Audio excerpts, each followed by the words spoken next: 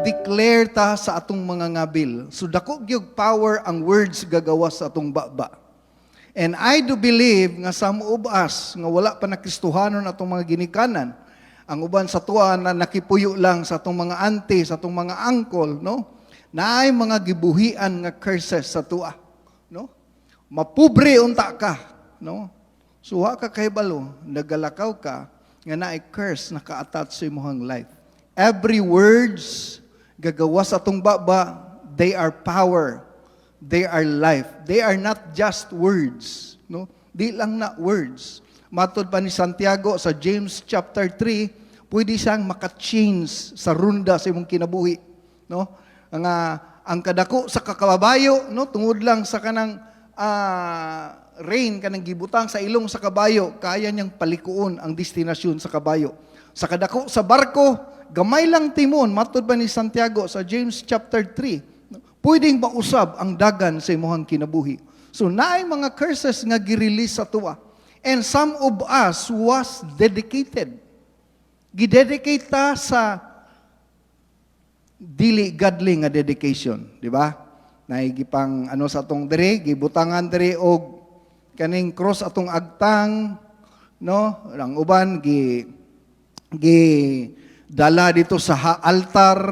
Unya, naay mga seremonyas dito, naay mga Latin-Latin dito, no? Matud pa sa kong asawa, na-remember siya gamay pa, nga murag naay ritual, gibuhat siyang mama sa iya, ha? So, naay mga words nga gipang-release sa inyohang mga kaliwatan nga hangtod karon gibit-bit pa nimo and wa ka kahibalo nga until now naka-connect pa siya sa imong life. So, mo ni siya, no? Atong i-break karon ang self-imposed curses. Kay most of us, apil ko, we are a victim of our own words. Okay? So, recalling back, no, nga sa 1 Peter chapter 5 verse 8, the reason nga nung ginakatuna na to ni, kay matud pa sa pulong sa Ginoo, ang atong kaaway, napabatay kaaway? Ang atong kaaway, mao ang yawa. Okay? Ang inyong kaaway, no? Pag-igmat, pag magbinantayon, no? Sa English pa na sa NIV, be alert and be sober. Kanang word nga alert, kung pwede pa lang, di na matulog. Kanunay ta, careful ta every move, every plan, every act. Kumbaga, nagbantay ta kanunay nga, oops, trabaho sa yawa ni da. Because some of us, wa na ta nakabantay ba? Nakalimutan nga naatay kaaway. Basta nakalimutan nga natay kaaway. And you cannot defeat your enemy if you don't know your enemy. Saan mo pagpili sa kaaway nga giisip man nimo nga kanisi mga palibot, tungod ni sa gobyerno, tungod ni sa akong auntie, tungod ni sa akong hiyaan, basig nagkamali kag atubang sa imong tinuod nga kaaway. Ang Biblia nagaingon, nangita siya tukbunon. So ka kahibalo, nagtapad nimo, tukbunon na day kaniya. Okay? It's like, yung sa diri, sama sa leon. Ang atong kaaway, sama sa leon, no? Ato ning gisgutan last meeting, nga ang leon is territorial. Okay? Territory. Meaning sa territorial, na ay gitawag na to boundary, no? Ang atong altar call, mura pong territorial, kaya naman say, kanang red carpet. Pag mugawas ka diya sa red carpet, di na siya matawag nga altar, no? Kumbaga, naka-boundary, ang atong balay, naka-boundary. Yeah, meaning, no, kung mutama ka sa red carpet, nabilong ka na diri sa kuang poder. Kung mutama ka sa territory sa leon, kung ang ilhanan sa leon ang kahoy mulabaw, kung dili ka mutamak siyang territory, di kanya hilabtan. Kaya mo man ang karakteristik sa leon. Pero kung mutamak ka sa iyahang boundary, nag-cross ka sa boundary, then, naana siya gitawag na to nag-legal rights. Katungod nga iya kang tukbon kay naglampas ka na sa boundary. No, ang yawa na ay sariling language. Okay? Subot pasabot, every words nga negative nga gagawas imong baba, nag-cross na sa boundary. Nag-cross na sa boundary. No, mapobre ka. Masakiton manggug ka. Then, in other words, nalampas na ka sa boundary. Kung Kung nalampas na ka sa boundary, so dili na siya faith. Everything that is not of faith, it's not from God. So kung mulampas ka sa boundary, ang yawa na siya legal rights. Kaya nga naman, ning lampas naman ka sa territory, na siya legal rights. So kung mag-away kami nyoon, mag-away mag-asawa, manggawa sa mga words, wow, muna ikaw, playboy kay ka, ikaw, murang burikat, di ba? Mag-away mag-asawa. Be careful. Kay once maka-release kag mga gitawag nato language nga negative, nakalampas na ka sa boundary. You are crossing the borderline. Okay? So, gina-remind na to kanunay nga ang yawa is always gangulob nya nangita og tukbonon. Basin sa imong mga baba, isa ka sa iyahang tukbonon. Ha? Sa imong mga baba, isa ka sa iyang mga tukbonon. So, daghan tag mga proof sa Bible karon nga atong mga baba pwedeng gamiton sa yawa. Okay? Last meeting mo na atong gisgutan. So, ang uban sa tuwa, na biktima na diha. Ayaw cross sa boundary. Amen? No? So, praise God. Magbantay ta sa mga boundaries. Musulod kag lugar nga hugaw, na-cross na ka sa boundary. Now, the tongue has the power to change your life. Grabe ka powerful ang atong tongue. Ingon sa Proverbs 18:21, life and death. Imagine ni mana, naay words diri nga ma-miss nato kanunay ba? Those who love it. Katong di gyud mo undang, giganahan gyud storya. Those who love it.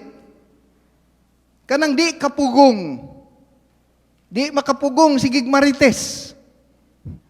Di kapugong sigig panglibak. Di kapugong magsigig sultig negative. Siyempre, magsultig kang negative, opposite na siya sa faith. No? Sigig storyag, puro makadaot. Walay may hitabo, ana. Ay, nana na gina siya. Bugo mo ng bata, ana. Those who love it will eat its fruit. Ikaw rapoy makakauna na. Dili laing tao. Ikaw rapoy, og daghan karon nagtimo-timo na ana. Daghan na nagtimo-timo ana. Daghan karon wa na nagdulog nga mag-asawa sa usa lang ka katri. Ang uban, ang bana to ana sa sala natulog, why? Because of the power of words. Nay nabuhian si asawa ba? Nga di na nimo pwedeng madakop pagbalik. Paghuman siguro, nangay man siguro sorry, pero na-release na nimo sa spiritual realm. Di na nimo pwedeng madakop balik. So kakaron nakakaon na kaana. So naay mga self-imposed nga mga curses. Ikaw mismo nag-release og curse sa imong marriage. Ikaw mismo nag-release og curse sa imong marriage. Ikaw mismo nag-release og curse sa imong business. Bagsak ni negosyohan ni. Walay result ni negosyohan ni. Way ayan ning relasyon na ni. Way ayon ng simbahan na. Ka ng pastor diya. Ka ng mga musikiro diya. Ka ng nga brother. Ka ng nga sister. Mga kuwan man na sila. Ikaw na mismo ga-release. No? Kani akong anak. Nagini sa kastorya. Ikaw na mismo ga-release. Okay? Life and death is in the power of your tongue. Ikaw na mismo nagsulti. Imo nang gibuhian. Di gyud ka pasar na. Sa lawas pa lang daan, sa dagway pa lang daan. Manaingon sa Joel chapter 3 verse 10, let the weak say, I am strong. Sa natural sense, klaro namang weak, but don't speak it. Di ba? Naturally, di naman juga kadaog. Kung sa contest pa na, di naman juga kadaog, pero ayaw i-speak. Okay? Kung imong sabton yun, kuyaw kayo ang words, mo gina ang Ginoo ingon sa Ecclesiastes verse 5 nga ayaw pagpataka og saad kay once mo saad ka nabuhian na nimo. Ingon dito nga ayaw tuguti nga ang imong kaugalingon makasala pinagi sa pagsulti sa imong mga ngabil. Okay? Kana magsaad-saad ta, mahalin lang ni makapasar lang ko. Palit gid nako nig sakyanan sa church. Makapasar lang ko. Ano ba? Mga saad-saad ba? Mahalin lang ang yuta. Unahon gina ko. Kana magsaad-saad ka? Ayaw pagpanaad sa Ginoo. Ayaw tuguti nga ang imong mga pulong mahugawan ka, makasala ka sa mga pulong gagawa sa imong baba. Kabalo ba mo nganong ang Ginoo dili kayo sige istorya? Tinagsara kayo words, ginasulti ang Ginoo sa Bible. Every time makigstorya siya sa mga alagad. It's because every time ang Ginoo mo speak, iya ginang ginabuhat. No? Kanang daghang kay istorya, mas daghang gagawa sa imong baba, mas daghang sala. Proverbs 13 verse 2 and 3, a man shall eat well by the fruit of his mouth. Oh, diha kagagawa sa imong pagkaon, diha kapital nimo na, no, sa imong mga baba. Okay? Pero, makita nimo no nga ang benefit naara sa imong baba. Ingon dito sa verse 3, but he who guards his mouth. Kanang word nga guard, namatay guard diri, ipabantayan pa. Careful ka sa imong ginasturya. Magbantay ka sa imong mga jokes, magbantay ka sa imong mga comments, sa imong mga suggestion, magbantay ka sa imong mga gina-pronounce. He who guards his mouth preserves his life. Imagine, nakaatat sa imuha ang destiny sa imuhang life. Kung bantayan lang nimo imong baba, ma-preserve ang imuhang life. So, no, ang kabalo mo na ginabalik-balik na ko ning relationship sa marriage, kay during manggod sa conflict, kay sa marriage na magi-conflict, during manggod sa conflict, pagkasinabtanay, no? Naglalis mo sa tamtaks nga nalagpot, wa na hipos, natunok si misis. Bungkag, tibok balay. Mangabot na sa mga uyab sa unang panahon, sa mga panghitabo sa unang panahon niya. Daghang kayong mga words kipanggawa. Sometimes, ikaw na mismo nagdalag tunglo sa imong own marriage. No? Labi na ka ng word, magbulag ta. Tamtaks ra hinungdan. No?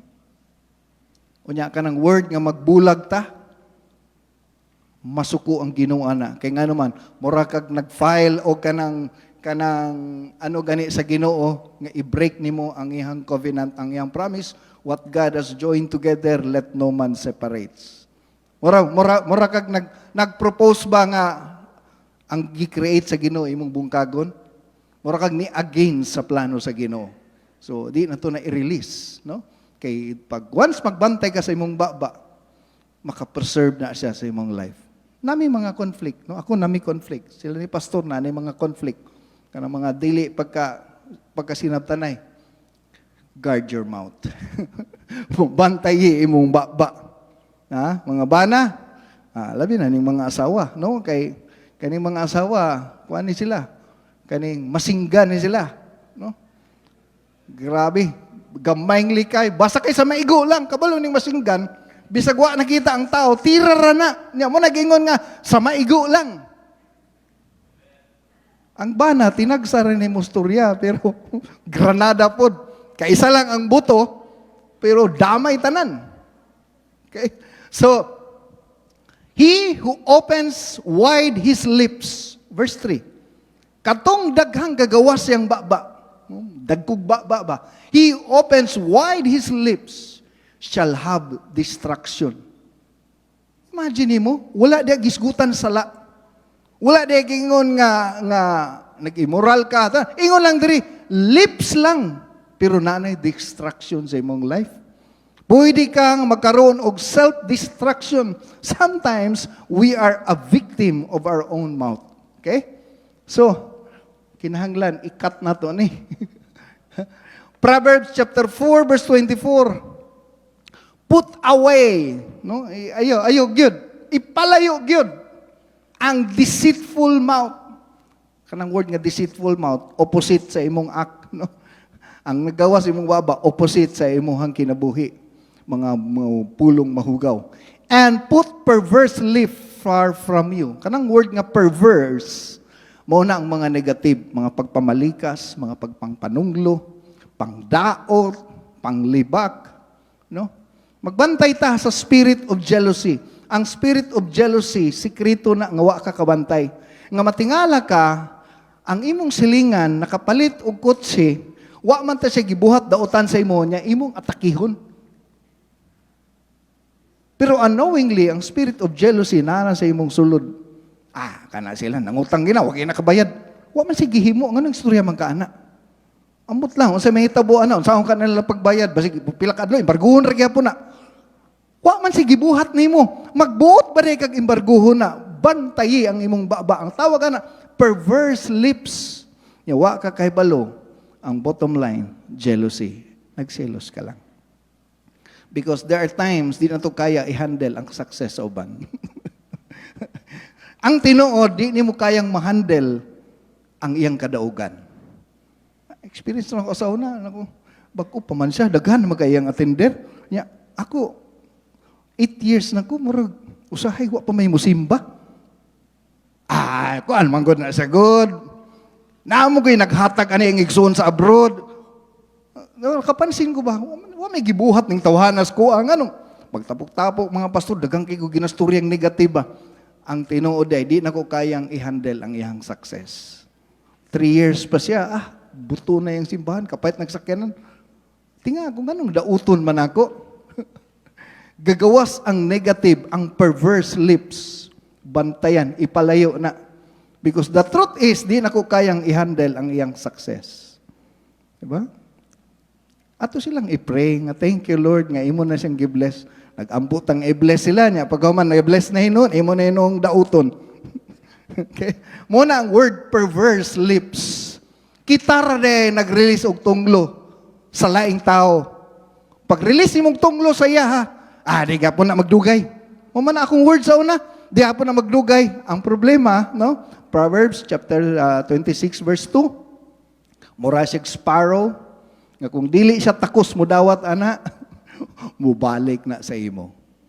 Kung di siya takos, bubumirang na siya sa imo. So be careful with your words, okay? 1 Peter chapter 3 verse 10. Do not repay evil. Supot pasabot na gisulti daot sa imo. Okay? Either gilibak ka, gisaway ka, gisulti, giinsulto ka, no? Or repay insult with insult. Kung giinsulto ka, ayaw daw balusig insulto.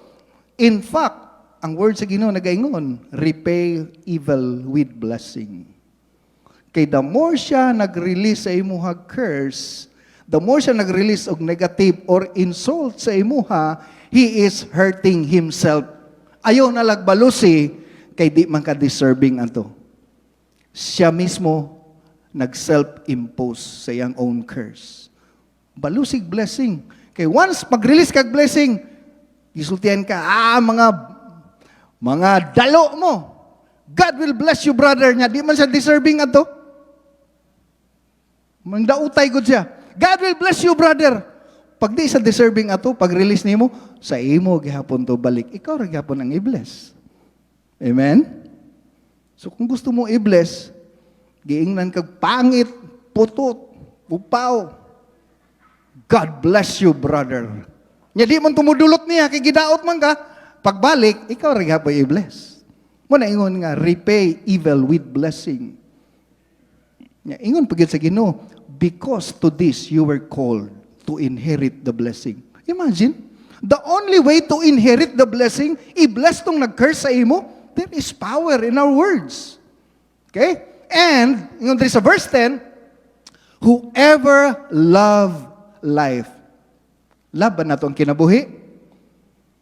And see the good days, if you love life, we must keep our tongue from evil. Grabe, no? Ang key sa pag-enjoy sa life, naara sa imong ngabil. Naara sa imong baba. Nganong ingnana man? Kaya it's because ang reference sa Ginoo sa life sa tao na sa imong baba. Okay? For the eyes of the Lord are on the righteous and His ears. Imagine, ang dalunggan sa Ginoo kanunay naminaw. Ang iyang dalunggan kanunay nakadungog, every words gagawa sa imong baba, bisan sa imong prayer. So unsa imong prayer? Lord, i-bless ning tawhana, ang ilang gibantayan ang akong mali. Panalangin siya. Unsay gusto nimong mahitabo sa imong kinabuhi, isulti siya. Kay kung di siya makadawat ato, sa imo ra gyapon to balik. Malipay pa ang Ginoo. Makaingon pa siya, mo ni anak nako, no? Proud pa mo recommend ang Ginoo nga, mo ni anak nako. Okay? So, because the face of the Lord is against to those who do evil. Now, Matthew chapter 12, paabot na ni sa judgment day, mga tubang ta sa Ginoo. But I say to you, si Jesus nag-ingon na niya, every idle words, katong ganing mga way pulos nga words nga atong gipanglitok, katong mga makasakit, makadaot, tanan. Every idle words man may speak, they will give an account in the day of judgment. Pag atubang na to sa Ginoo, no? Ambot lang kung apil ba ang hatsing ani. Every good, pasabot, walay makaikyas, tanang gagawa sa imong baba, manubag ta sa Ginoo. Manubag ta sa Ginoo. Kanang na magstorya sa kuag dautan, no? Nakalimot na ko unsa tong words. Giingnan ako siya, timani ang imong giingon. Nag-lead ito conviction siya, timan ilang na imong giingon. It's because mubalik to siya. Okay? For by your words, you will be justified. Sa korte, kabalo mo sa korte, ang court is a battle of reasoning. Bisan pa, o matod pa sa akong attender nga lawyer kaniadto, no? Tungod sa kahawd sa lawyer, nakita ang kamot nga nangawat dito sa bintana nga gikuot dito sa istante. Nya pag-abot sa korte gikaso to. Kay wa man nakita ang nawong. Nya naaraman speakers boarding house. Tungod sa kahawd sa lawyer, ang verdict sa korte kamot ray prisuhon. Imagine mo na, unsahaon man na, nakalimot ko sa whole story, pero tinuod ni siya nga panghitabo. Kay gidudahan maning tawhanan ni unya unsang klaseng kamuta kita. Pero it's a battle of reasoning, no? Tungod sa kahawd sa lawyer, ang iyarang kamot may prisuhon. Siguro putlon siguro to para di siya gusto mapriso. Okay? So, by your words you will be justified and by your words you will be condemned. Imagine ang mo condemn sa imo ra pong words. Di ba? Pag naanay warrant of arrest, dakpon tong subject, no? Katong tao nga gidudahan, nya ingnon dayon ka, naakay katungod nga mohilom. Tanang pulong kumugawa sa imong baba gamiton sa korte, di ba? You have the right to remain silent. Mo man insulti dayon, basta nay warrant of arrest. Tanang words nga mugawa sa imong baba gamiton sa korte. Wala ko'y labot ana. Anya pag dagan sa hearing, appeal man day ka, gamiton tong anong nibalibad man kaadto. Okay? So, bantay ta kay pag-abot na to sa Ginoo, paningla na. Okay? Romans chapter 10 verse 8 and 9. Okay? But what does it say? The word is near you. Narang tubag sa atong baba. It is in your mouth and in your heart. Okay? Grabe, no? Concerning the faith that we proclaim. Kana atong gina-proclaim, ang faith nasa imong sulod. Pero dili na siya mahimong faith kung di nimo i-proclaim. Murag John 3:16 ba? Si Jesus Christ gift, pero magpabilin siyang gift kung di nimo dawaton. No? Gihatag si Christ sa mga tao. Sige lang gift, wa may mo kuha. Ang uban ni kuha. Pero di siya mahimong gift kung di nimo kuhaon. Dapat kuhaon nimo, gidawat nako si Jesus Christ sa akong heart, so nadawat nimo ang gift. So daghang wa kadawat sa gift. Kabalo sila si Jesus manluluwas, pero wa man nila gikuha ang gift. The same with faith. Ang faith, dili na siya faith, not unless i-declare sa imong baba. Okay? Verse 9, Romans 10:9, if you declare with your mouth, kuha ninyo, Jesus is Lord.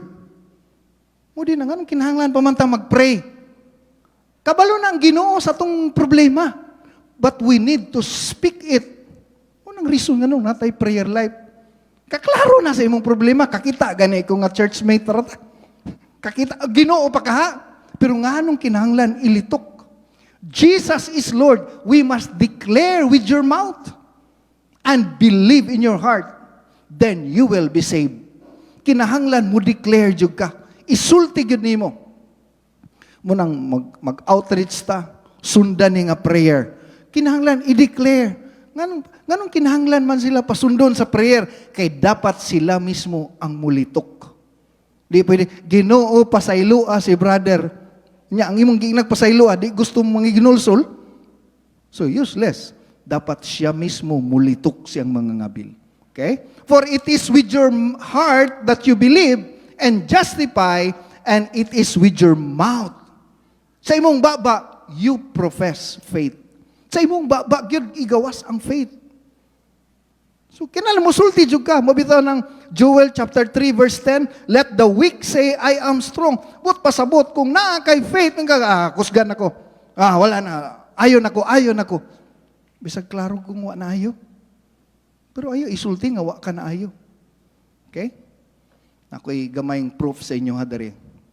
Kung namoy time, try to research Masaru Emoto.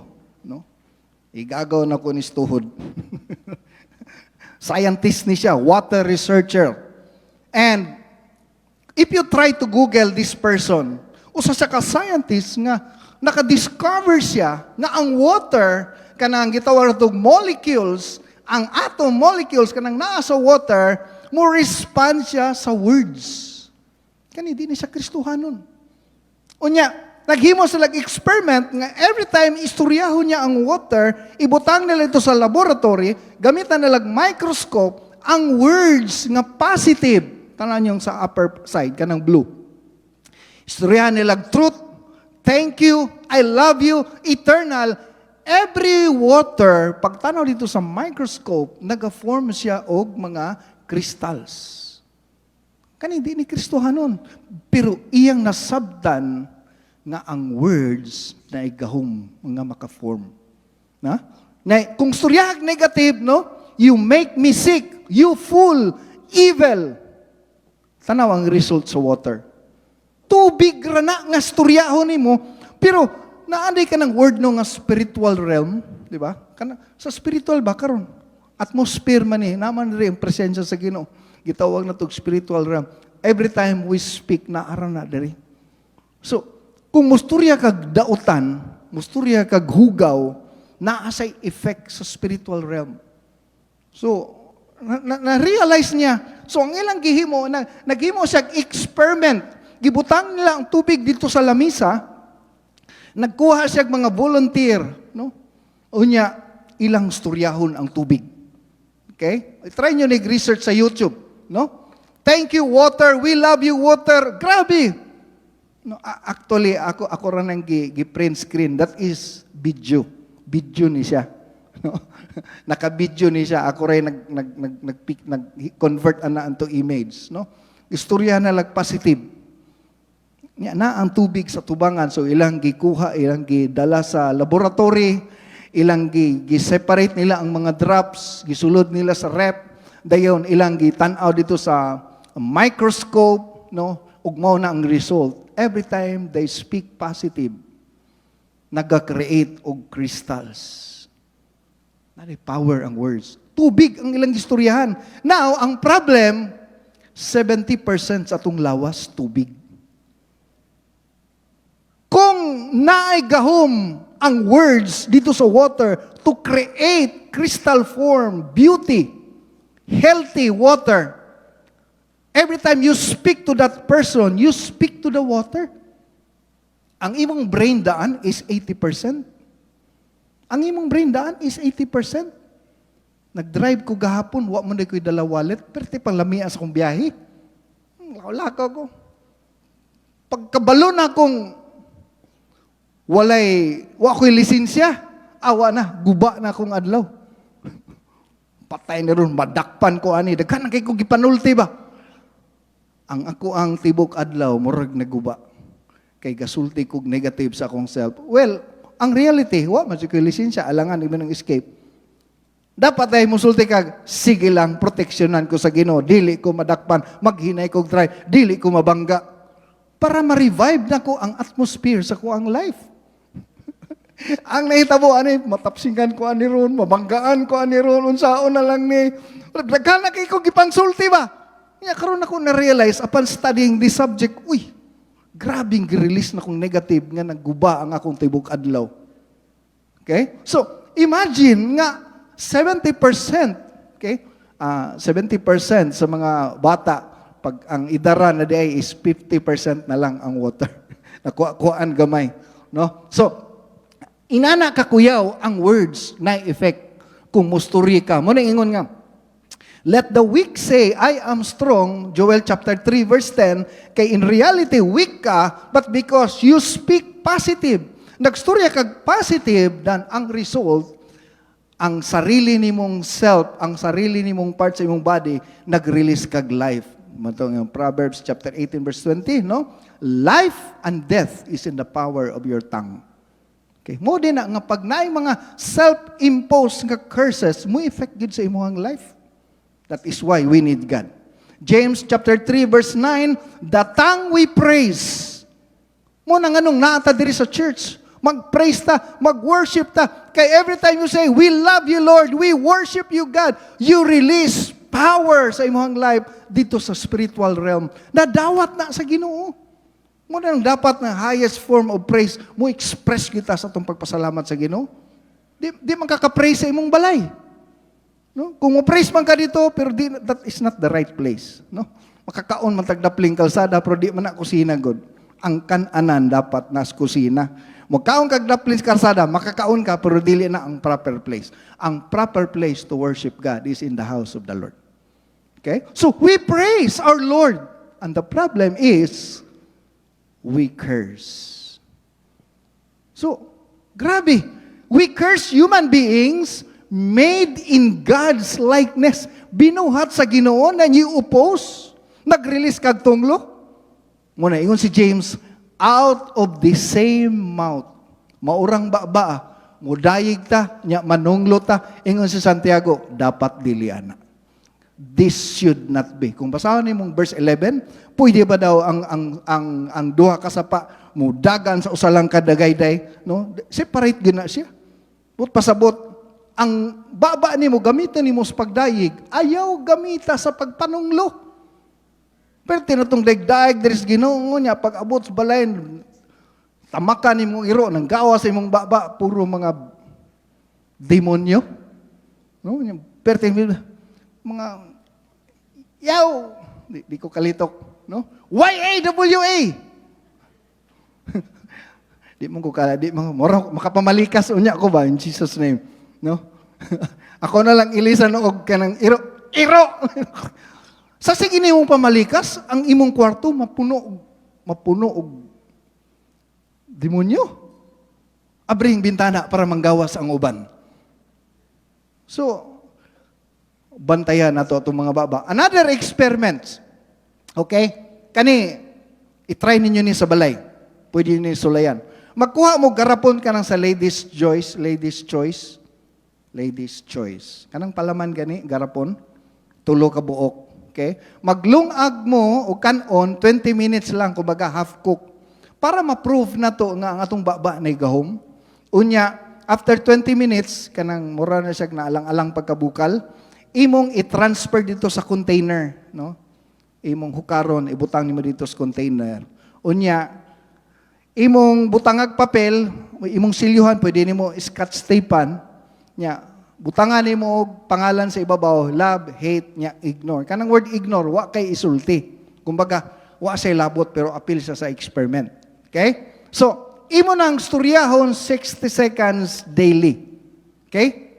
Storyahon nimo. Video ni ako lang gi-convert sa naani siya sa YouTube. Daghang kay nag-experiment ani.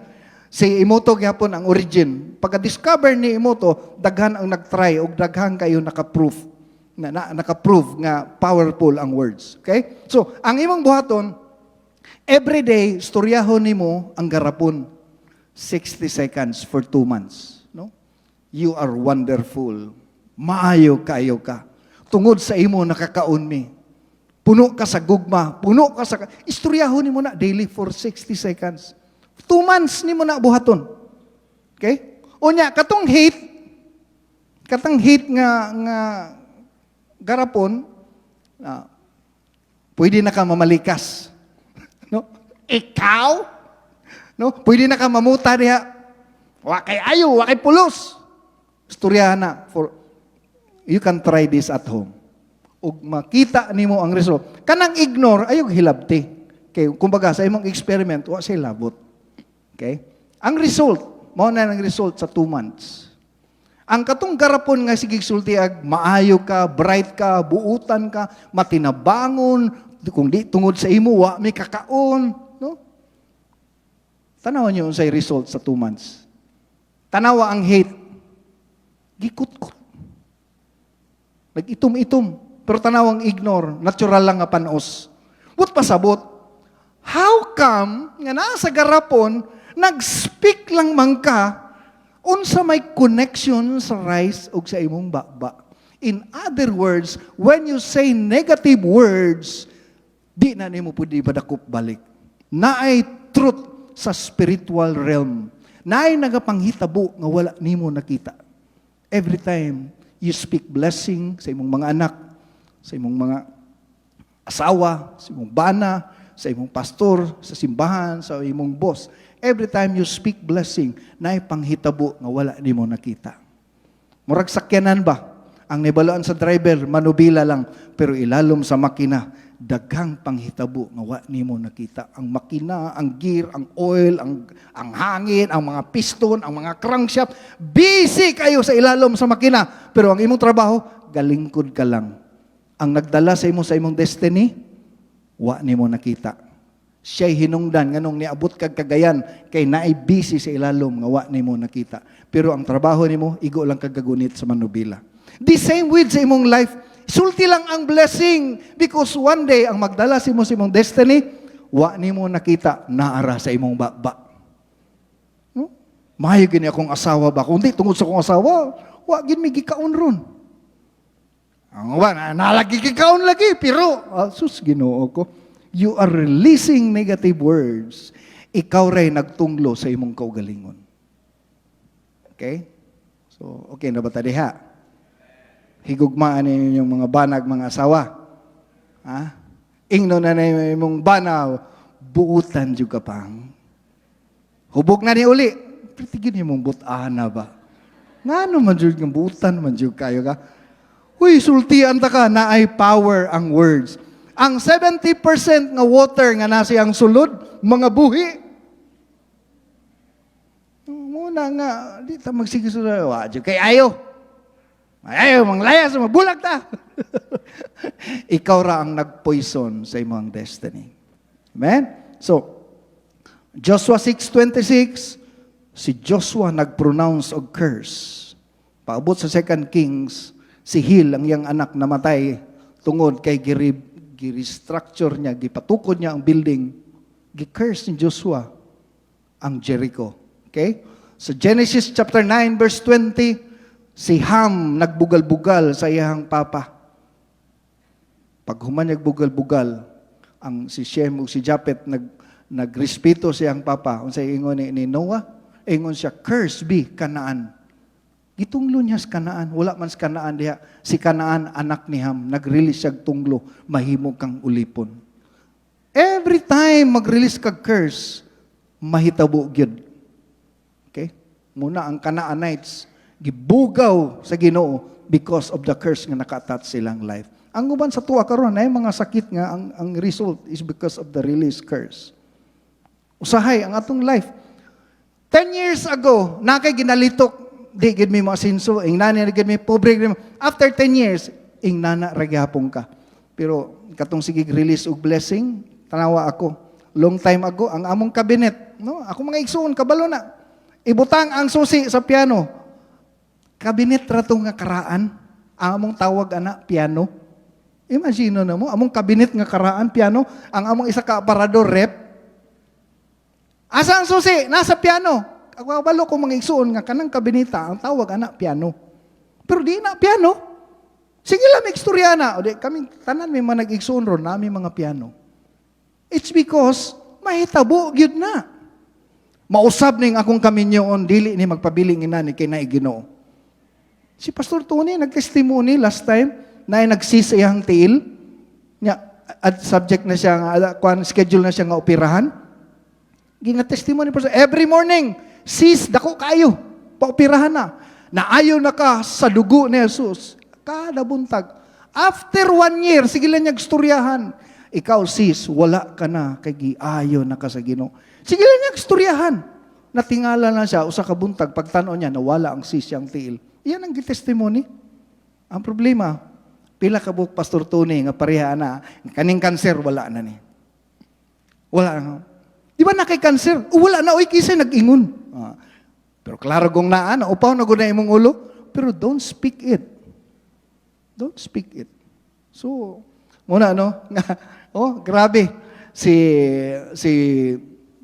Balak mag-release po ng curse. Pag-release ng curse, di kadulot. Nganong di man kadulot? Kay naay covering sa Ginoo. So, magtapos ta. Romans chapter 10, verse 8 and 9. Profess your faith. It is with your mouth. So, dapat mutuo ta. Because the cross is the only cure for the curse. So, magtapos ta sa atong buluhaton karon, pero atong i-cancel ang mga curses sa atong life. Okay?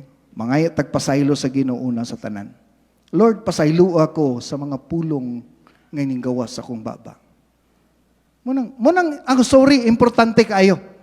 Wala na, kalimtan ko na to. Kanang nakitaong gikalagutan. Wala na, wala gibaliwala. No. Pag imo sang storyahon, sorry kayo. Na ay power ma-release. Pwede kang ma-set free. So karon mga itagpasaylo sa Ginoo, i-cancel na to ang tanang curses nga naka-attach sa atong life. No?